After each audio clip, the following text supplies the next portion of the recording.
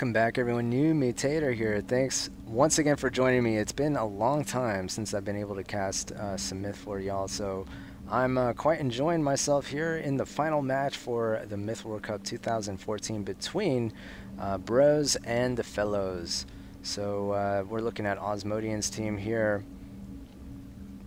I already forgot the name of this map.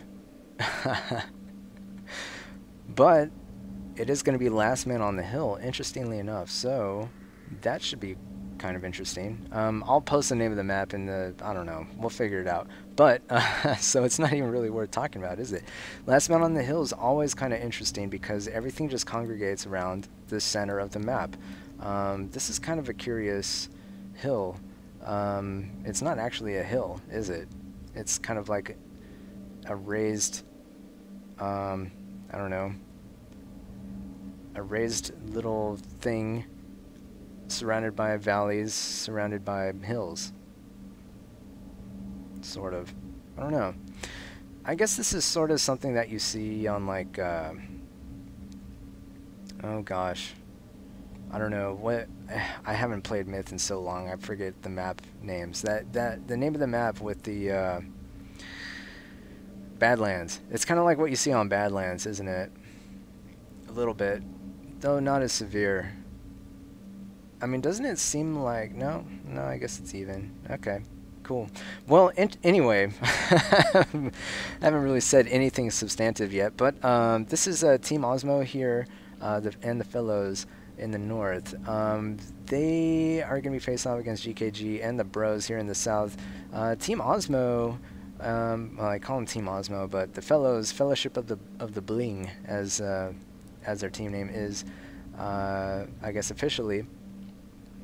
They're kind of, you know, they're not quite down for the count, but things are looking pretty grim for them coming into game number 6 here, as they are down 1-3. And if the Bros win one more, they are out of the finals. They cinch second place, but I don't know, GKG and company, all they need is one more win to claim the victory and the championship here in the year 2014. So I don't know, it's gonna be tough. The Fellows need a win here, and they need a win in the next game just to tie it up. So they're playing at a deficit here. I don't know if that's their pick. Yeah, that is their pick. They're going 3 journeymen deep. Very interesting. And they're going up against what? No journeyman at all. Game on. So these whites are going to be sunk. There's fetch though, which are kind of a counter to almost everything. I'm really curious about these journeymen. What are these journeymen going to be used for? Because fetch can just blow these up. Yeah, they're tough, but you know, 3 fetch shots at one time, and those journeymen are basically dead, right? Or is it 4? I don't know. Curious to see what role they play, because they start with 6 heals, but they're 6 unit trading points apiece, so that's 18 unit trading points, and those 18 heals possibly. But are you going to be able to use those heals the way that you want when, you know, the battles are decided so fast? You know, with these high damage units, these mega units like Fetch and Mortar Dwarves. Yeah, you know, in the Solus fight or something like that. But captured. I mean, did they even take Solus? I don't even think they took Solus here. The Bros did. They took some Solus. I mean, GKG has some Solus. Shadow has a Solus, a few Solus. And somebody else has Solus over here. I think Limp. Okay, I was going to say maybe Rat King, but I guess Limp has that. Rat King has a couple of fetch, so basically 2 fetch on each flank. Flag for Kruniak captured as well. And then moving in with the whites. I'm not sure what the whites are supposed to do, what those are about, in terms of GKG's strategy that he's thinking about. This certainly does seem kind of like a weak trade for GKG when all is said and done, because those land whites are not going to cut it. I mean, everybody's going to be situated in the middle area, so you got to run them in from all the way over here, and I don't know, you really need to make that worth it somehow. and they can be countered easily by mortar dwarves and fetch, just procking the water, you know. And taking Soulless, I'm not sure, once again, on a map with fetch, I'm not sure what, you know, Soulless are going to be that great for. Basically, you're going to have to play defensive. You have the Soulless on your defensive line, you wait for the opposing team to run in, expose themselves, and then you basically you proc them with the Soulless. But you know, if everybody just waits until like 30 seconds left before running in, those Soulless are basically useless. They're unit trading points that are wasted and tied up. So as you can see, Shadow's trying to make something happen by moving in, and Osmodian and the fellows are actually playing kind of smart, I feel, by refusing to engage, refusing to go on the offensive, waiting for time. I feel like they're playing the game type a little bit better coming into this. They're just sort of, you know, waiting for time to go down before moving in at the last second and using their numbers. They're basically, you know, I don't know what numbers they could have since so many unit trading points are tied up in journeymen. So maybe they do want to be attacking. Maybe they do want to be engaging, since the journeymen are kind of a counterintuitive pick, I think. I'm not sure how they can make those journeymen worth it. But on the other hand, I'm not sure how these Soulless can be made worth it, and there's far more unit trading points being tied up in these Soulless than there are tied up in the journeymen. So it will be fascinating to see how this kind of works.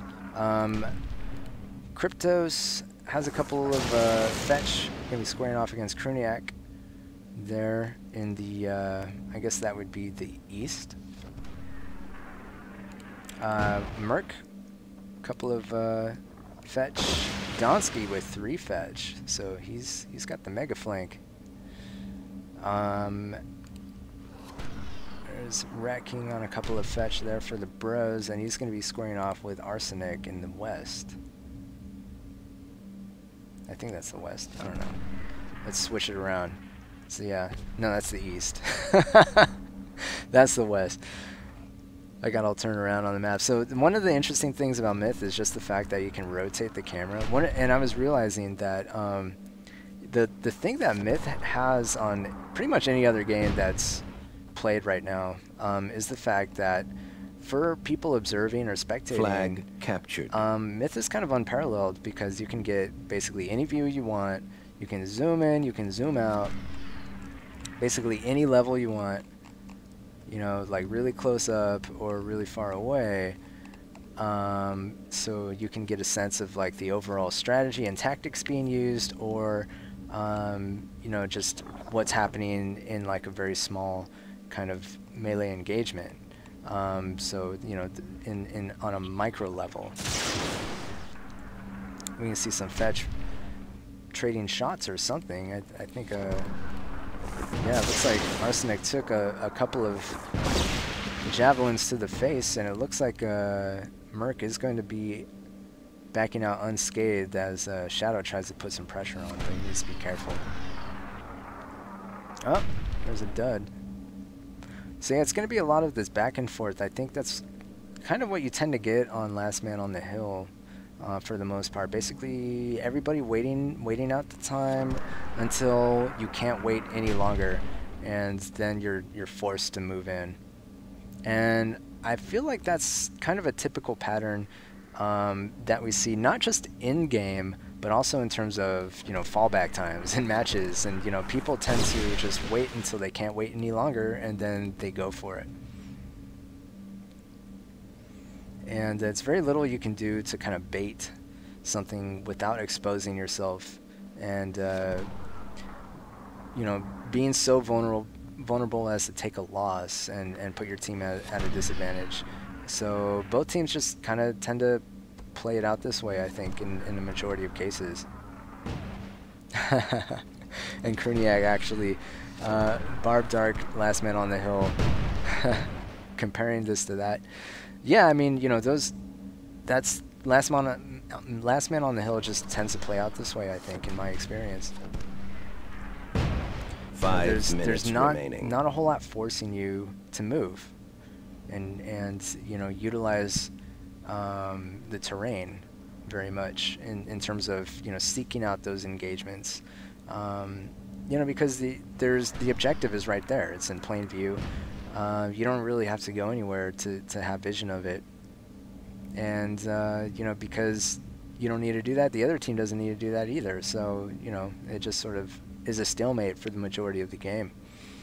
And indeed, I mean, 98%, not a whole lot has happened so far. Zell wondering if captures would have been more interesting. King of the Hill would be interesting too, because that forces people to contest the flag area. So King of the Hill might have been a pretty,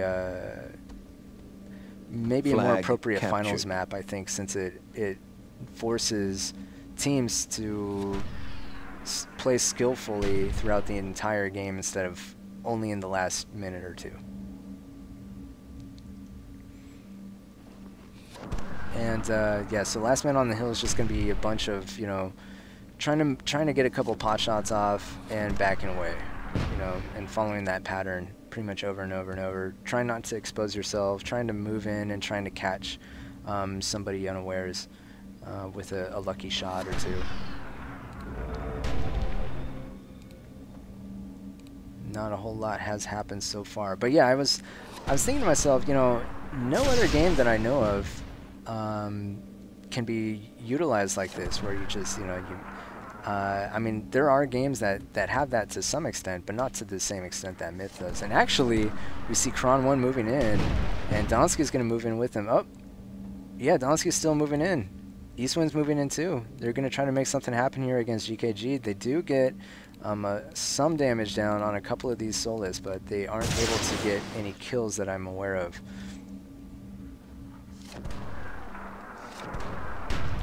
Well, that's pretty much that, as they decide to end up backing out here. Although no damage Flag going down on these captured. stretch.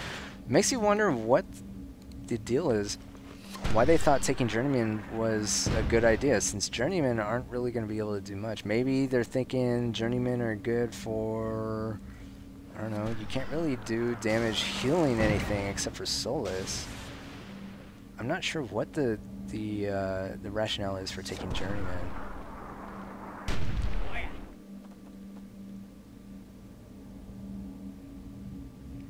And Dak, the observer for Bros, actually saying something this game.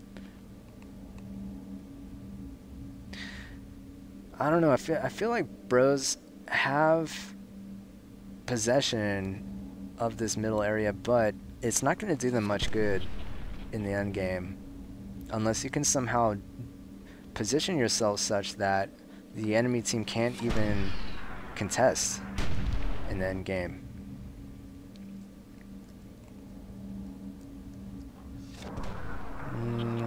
Yeah, I'm just not sure what anyone can hope to accomplish. Since, here's the other thing, last man on the hill, the contested area is very constrained. It's limited with, like, right here. So nobody really has any reason to go anywhere else around the edge of the map. There's really no reason to do that. Uh-oh, somebody actually got some kills there.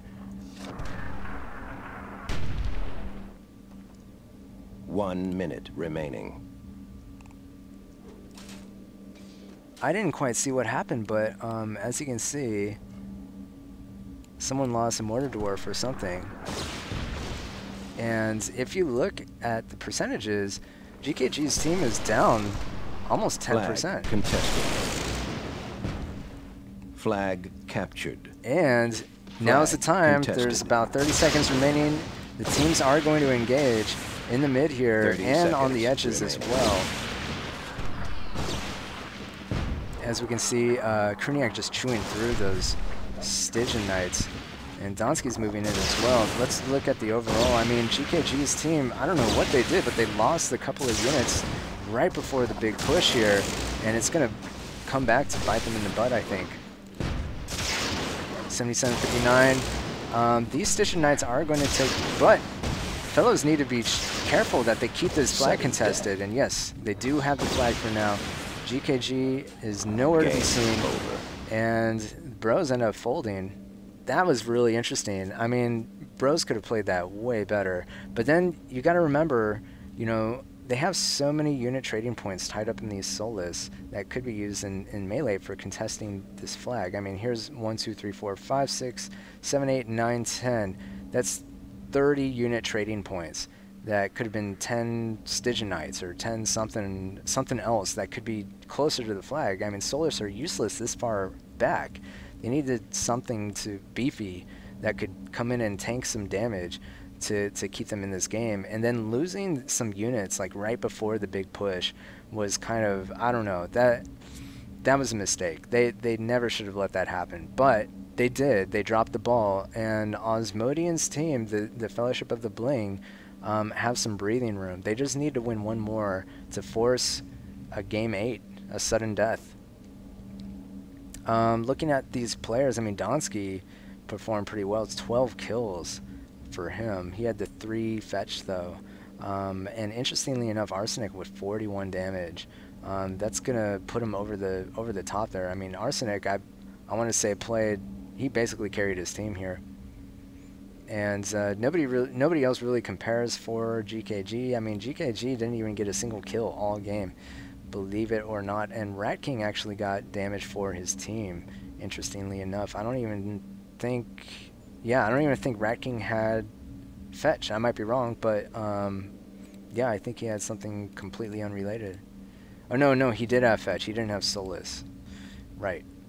I think Rat King was over here on this flank, so yeah, he managed to clean up, but by the time this was resolved, he was too far to contribute anything to the end game.